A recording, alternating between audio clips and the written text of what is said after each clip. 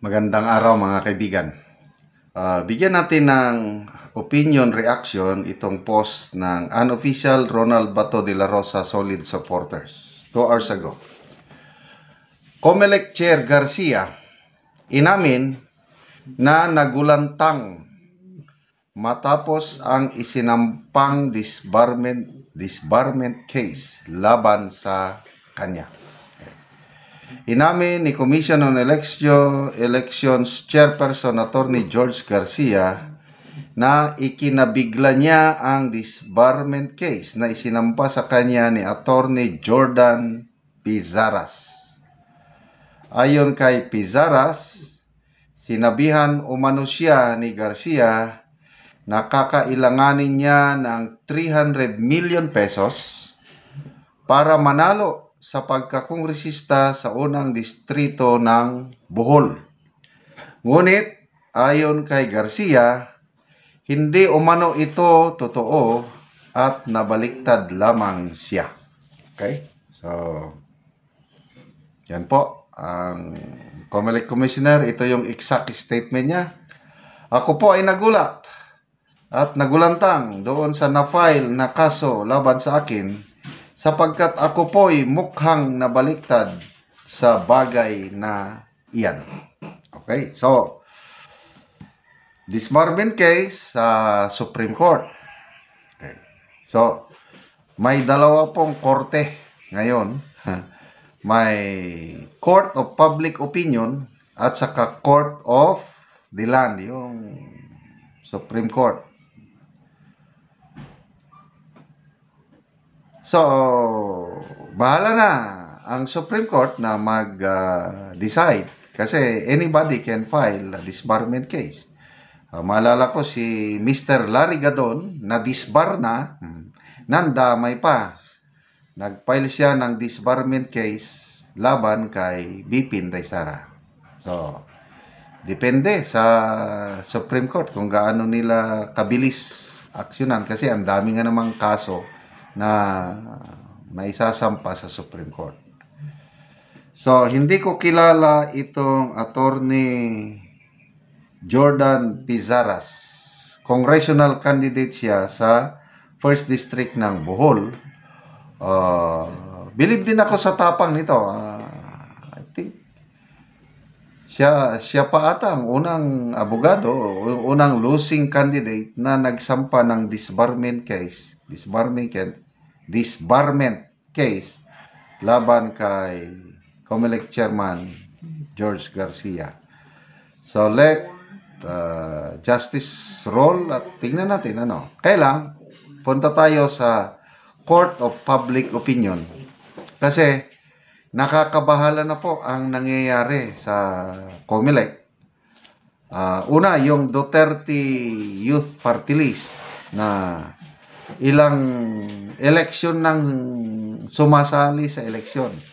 2016, correct me if I'm wrong, kung 2016, 2019, 2022, 2025, 4 na eleksyon na sila sumali.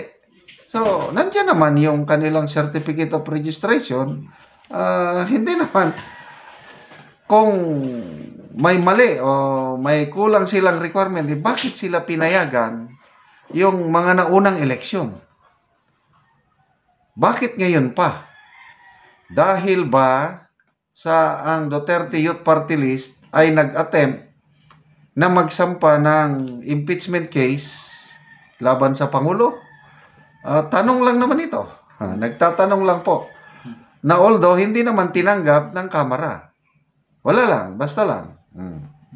So ito, pagkatapos ng eleksyon, 2.4 million votes, correct me if I'm wrong, yun lang matandaan ko, na pangalawang party list na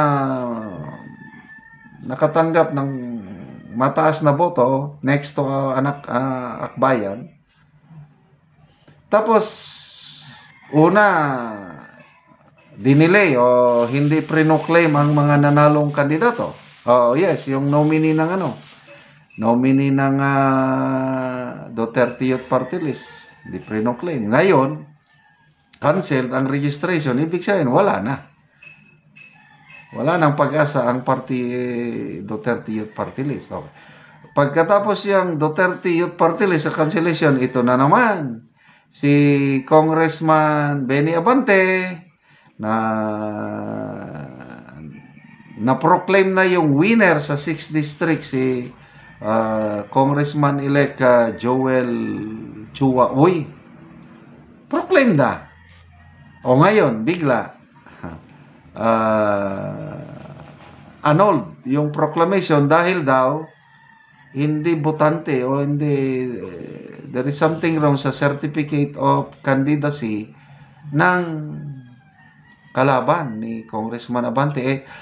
Ang alam ko, matagal naman siyang politiko doon. Matagal na siyang, I think, konsihal ba yun? Hindi ko kabisado. But, matagal na siya sa Manila na politiko itong si Joel Oy. So, yun po. Mga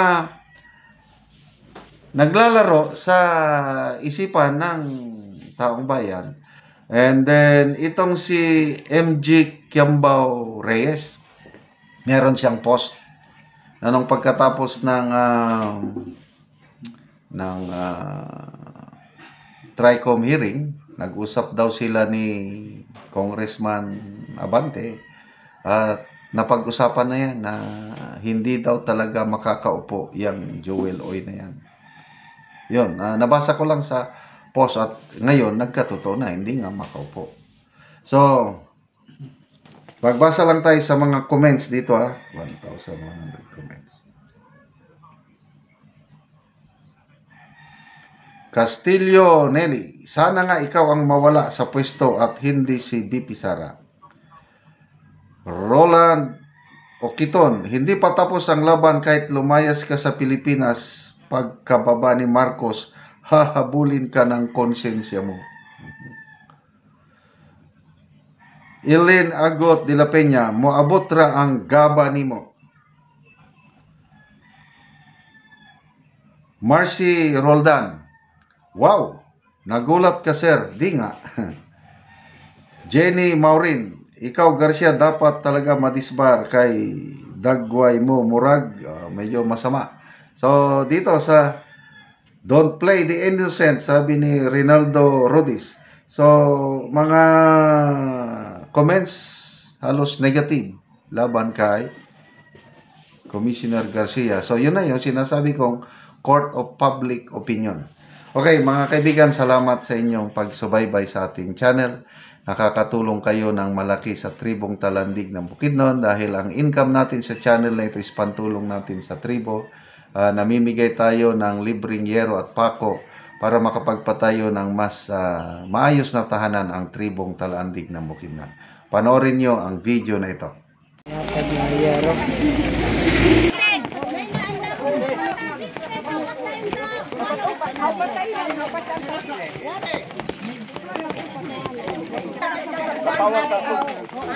Para sa bora tayo. Oo. Ito kaya na doon sinimno. Wala na giulan. Wala na giulan. Salamat sa Lord. Kasanor kinabuhi. Yarang ba? Ini anang inabang anay. Ano atop yung angkol nga kawayan lang. Kawayan ratanan. Kawayan ratanan ante. Lord, salamat Lord. So, panagid kaayo ka ng gabok na.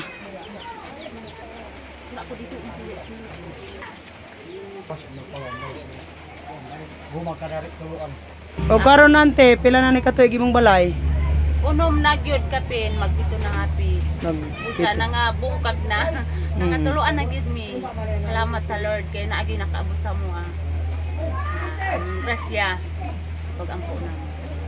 Salamat unta nga magpadayon gyud ang magkuan sa amo ang maghatag og grasya sa sin o bisag unsa pa di ang iyang kaluoy sa amo. Lord, salamat. Pinasa nagtabang sa sin, hinaut unta nga magpadayon pag yun. Ay naapagid ko yung anak nga wala apagid. Nagi. So kaila ko naman gid si ante, sige lang ante ang panalangin. Oo. So si Ante nagilak na siya sa kalipay sa iyang gibati na natagaan siya og sin. Sige Ante, salamat.